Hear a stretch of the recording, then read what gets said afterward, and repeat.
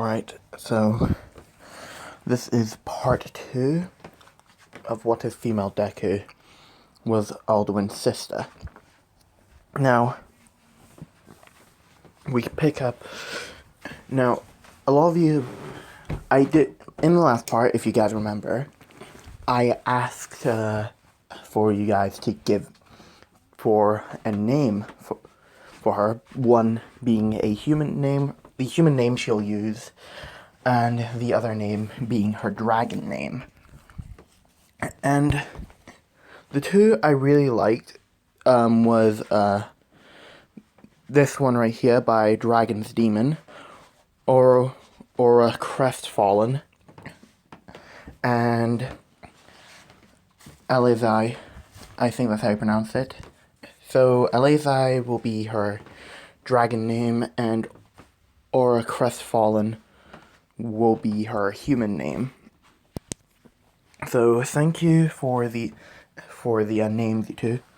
Also thank you for reminding me, Unsmooth Criminal, about the whirlwind sprint thing. I'm very sorry for not including that. Though those are the shouts that she has. Alright, now we'll pick up where we left off. With Alizai, I think I pronounced that right? Yeah. Hold on, let me double check. About Alizai. As Alizai will be healing Nana Shimura.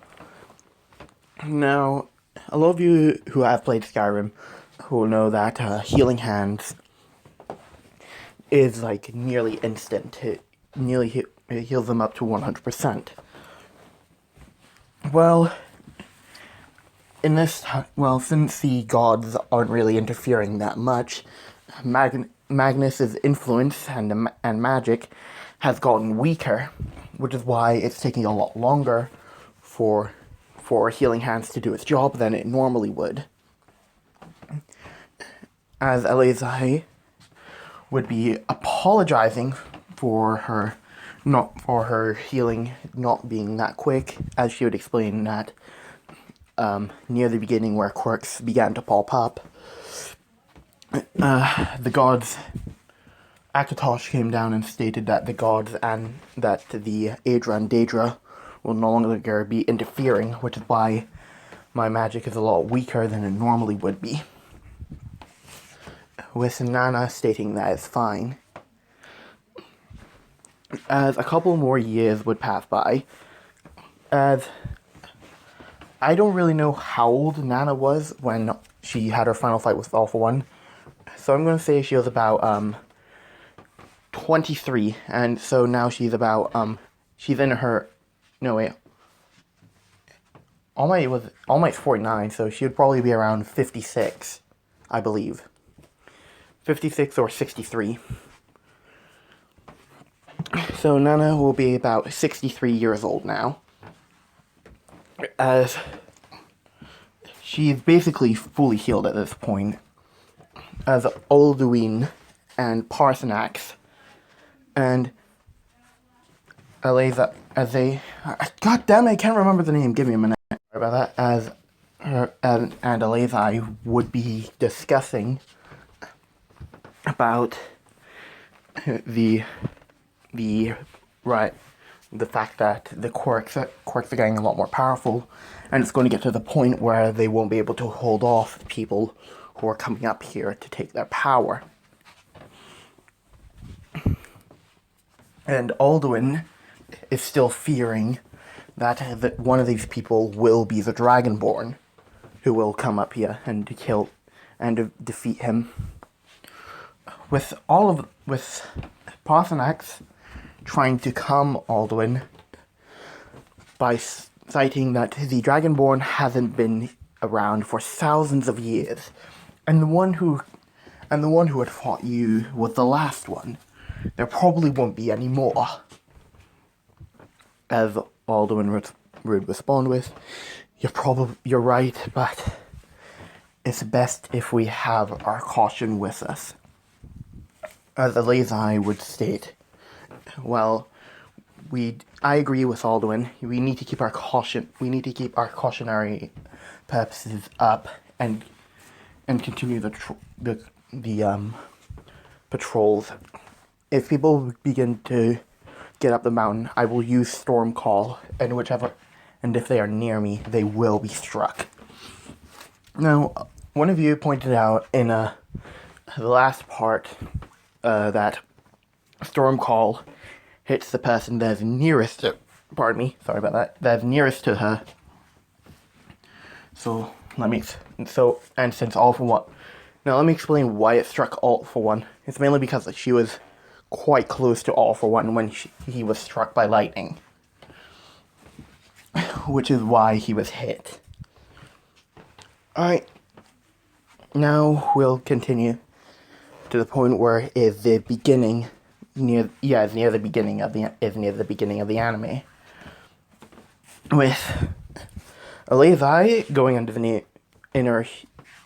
by her human name as or Crestfallen, would be walking through the city as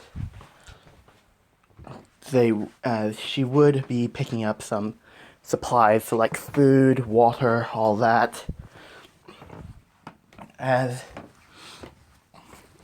she would see a boy with black hair and 2 red eyes being trapped by a sludge villain, as the pro heroes are stating that their quirks aren't strong enough to get through to him, as Alazai, who would begin to approach the sludge villain, as multiple heroes are saying that she needs to get back, she'll get herself killed, as she would be right in front of the sludge villain, as the sludge villain would begin to laugh, as he would say, "Are you here to try and save this kid? That you will be killed by me," as he would snap his fingers, as Aura would say, "Well, I guess it's best if you try." As the sludge villain would go in for an attack, as she would raise up her arm, like in a blocking position, and then quickly put all of her fingers out in a straight line, as she would slash downward, which would end up cutting the sludge from the sludge villain. As he would see this, as he would begin to yell out in pain, as Aura would say, "Wool," as she would activate Whirlwind Sprint, as she would grab this boy out from the sludge villain and place him down behind with the pros that were on the other side. As the sludge villain is coming right behind her, as multiple pro heroes are trying to stop him, as she would just turn around, open up her mouth, as she would end up incinerating the sludge villain. Actually, no, obliterating the sludge villain, but by using unrelenting force. As the sludge villain would go everywhere, by her just saying, "Foos." As the sludge villain would just pop like a balloon. As people see this, as she walks back to this boy, as she puts her hand out and asks if he's alright, with him responding, "Yes, he is," but yes, he is, and as he says and asks what her name is, she would respond with that her name is Aura Crestfallen, and what's his name? As he would say that his name is Ejiro Kirishima. As when Aura grabs Kirishima's hand to help him up, she feels something, like something familiar, like a dragon. As she would realize this, as she would help Kirishima up, as she would quickly say that she has to go, as she would pick up the bags that she'd drop, and as she would just fly away. As she would make her way back to the top of Mount Fuji, where she begins to panic, as she's wondering, what will I do? What will I do? What will I do? Oh, Parsanax and Alduin are going to kill me. As they are both behind her, as they'll say, kill you for what? As she looks behind her and sees the two of them. As she says, okay, so I may or may not have encountered the Dragonborn.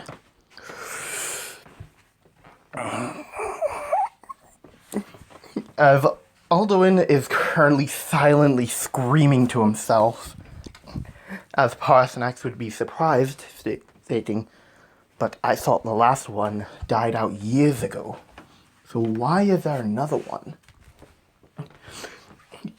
As you would respond with, well, I mean, it could be the fact that we literally have the World Eater here. As Alduin would say, okay, first off, I haven't done that in ages. Second of all, you can go screw yourself. As Alazai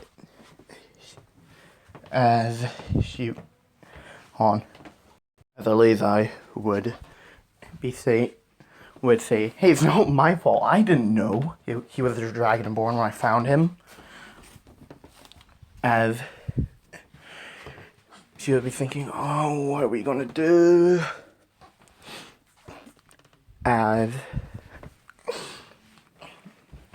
Alduin would say, what if, as Parsanax would say, what if? Okay, so we know that a hero school opened up a couple years ago. I think its name was UA. We can send you in there to monitor the Dragonborn, and you relay the information back to us. With Elizai stating that's a good idea, but how will we manage it? How will I have connection to you? As Parsanax would say, well, we had just gone, well, Alduin and I had gone into the city and purchased these phones. So it's best that we give you one, as we'll have the other two, and that way we can stay in touch. As Elazai would say, that is a brilliant idea. As she would say, no wonder you're the wisest out of the three of us. As Alduin would say, I'm right here, you know. As she would say, yes, but you weren't the wisest to fight the Dragonborn, now were you? As Alduin would say, no. As this is literally something that Parsanax and Alizai tease Alduin about, the fact that he lost to the Dragonborn. The World Eater, the man who can end worlds, lost to a mortal. With this basically being Alduin's shame. As Alizai would say, well, I guess I can sign up for UA. As Nana would say, Nana, who's still there, would say, they do allow recommendations. If I recommend you, you can get in. With Alizai and Parsanax stating, Well, that's a good idea, but but legally you're dead legally. So we can't really use your name as a recommendation because it'll make us look more suspicious. So it's best if I go in through the normal entrance exam instead of the recommendation one, so that I can get in there without being too, well, suspicious. With Parsnick stating, that is a very wise observation and pretty smart. So, as Alduin would say, so it's agreed then. She will take the normal entrance exam, as we'll remain in touch with her. As Parsnick would state, yes, older brother, that is true. As Alizai would ask Nana how long until the entrance exam starts, as Nana would state, oh, you have around 10 months. With Alizai saying, good, that means I have enough time to continue practicing until then. So for the next 10 months, she's been practicing with her fighting techniques, and has even practiced using swordplay, as there would still be some remnants of Daedric armor and artifacts there, but since the Daedra lords Daedric princes don't have any influence here, all their artifacts are basically useless. Except for the Star of Azura, because that still can take in souls. It's just that Azura can't really accept them, since that would technically be interfering with the mortal plane. As she would be wearing a Daedric armor that is similar to what she is wearing right now. As she would also be using she would also have a Daedric dagger and a Daedric sword on her as well. As the 10 months would be over, as she is prepared to go to the entrance exam, as Alduin and Parsnick tell her to not use her full to not use her way of the voice too much, or else it'll draw attention to her. As Parsnick would say, only use whirlwind sprint, okay? Oh, hold on. As Alizai would head to UA to take the entrance exam, where she would end up bumping into Kirishima. As he would say hi to her, as she would immediately look at Kirishima and remember him from the incident, as she would say hi to him in more like a very cautious tone so that she doesn't piss him off. As Alizai and Kirishima would head into the auditorium for the entrance exam. As present, now I'm just going to say right here, Alizai's eyes are semi-luminous, so they do glow a bit. As the entire time she's in the auditorium, her eyes are literally just glowing, like she can't stop it. As President Mike is talking about the robots that would be in the exam, as Ida would jump up and point that out, as President Mike would state that he's just about to head onto them, as he would finish off his explanation, as they would then take the written exam, which Alizai would pass with flying colors. Now, if you're wondering why I'm saying Alizai now instead of her human name, is because I keep forgetting her name is because I keep forgetting her dragon name, so I'm just saying that so it can be memorized. On. As I was saying, Alazai would pass the written portion of the exam with flying colors, as she would then move on to the physical portion of the entrance exam, with her not wearing her Daedric armor, but she does have the dagger hidden on her, as she would be headed to the front to be able to destroy more robots. As Ida would grab her shoulder, as he would say, "What are you doing? What are you doing?" As she says, "I was just going to the front so I could get a head start." As Ida would say, "No, you're going to go and talk to that girl over there." As he would point to Uraraka. As she would say that she isn't going to talk to Uraraka, and Ida has to stop assuming stuff, with her walking off, as Ida would be surprised by this, as she would get to the front of the gate, as President Mike would begin her countdown, as just as soon as the gates open, Alizai uses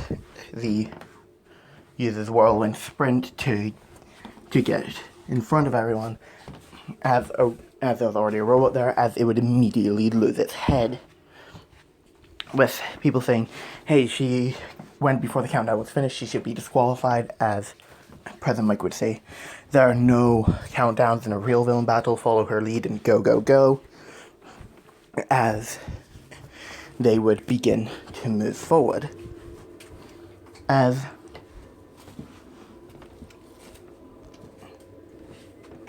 Sorry about that.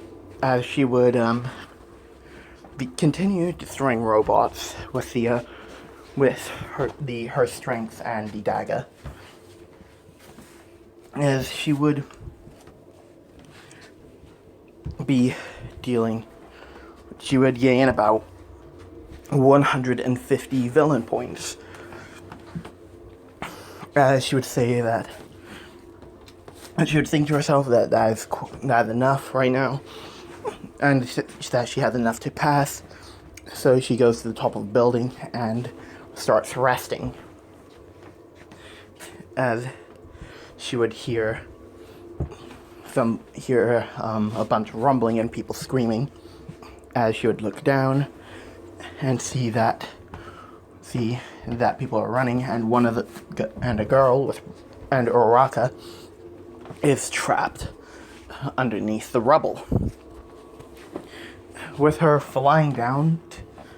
But actually, no, since she doesn't want to be exposed too quickly, she decides to jump down off the building and uses a dagger and stabs into the wall of the building to sort of like slow down her descent.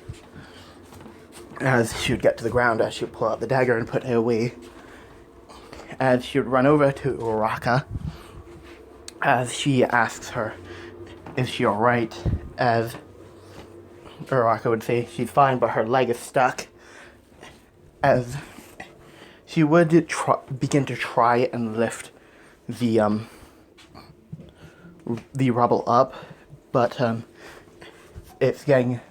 the robot's getting closer and closer and closer, and as it then lifts up its fist to go for a punch, with her thinking to herself mentally, saying, "I'm sorry, Parson X, but I have to do it." As she would use Storm Call, as the clouds would begin to turn dark, as lightning would begin to surge through them, as a bolt of lightning would come down from the sky, as it would go right through the Zero Pointer's torso, as the Zero Pointer would detonate. basically blowing up as she gets the rubble off of Uraraka, as she would begin to run, as she would then use clear skies to clear up the clouds. As the teachers watching this would be surprised, including All Might, as he would think to himself that she seems familiar. Where do I remember her from? As he'd remember, that was the girl who saved Kirishima from the Sludge villain. As after the exam was over, she would put her dress down. Now, at this point, Parsanax, Alduin, and Alizai have built like a little house on top of the throat of the world, as for like Nana to stay in, because Nana can't really survive the cold weather. As she would put her dress down as that shack on top of the throat of the world, as she would make her way back home and wait for the next couple weeks to have the letter brought to her. As she's waiting, she's basically training with Alduin in blade combat, with Nana Shimura coming in and saying that they have a letter from UA, with Alizai opening up the letter with her Daedric dagger, as All Might will pop up, and Nana would be very happy to see that All Might is alive and well, and is thriving as the #1 hero. As All Might would say or crestfallen, you have gotten first place in the entrance exam, and have even beaten my record. As he would go over how many points you got, as he would say that all the people who are watching were impressed by your display of skill and power during the entrance exam, and we welcome you to your Hero Academia. And as he also states that she'll be in Class 1A. With Alizai, Parsanax, and Alduin celebrating, but Parsanax and Alduin would ask who's Aura crestfallen, as Alizai would explain that is the name she goes by whenever she goes into the city to pick up supplies. As Parsanax and Alduin would think that's pretty smart that they would have, that she has a human name, so that she isn't immediately pointed out. As that is where I'm going to end it off. I do hope you guys enjoyed this, and I will see you next time. See you later with part 2 to What If Female Deku Was an Ice Dragon.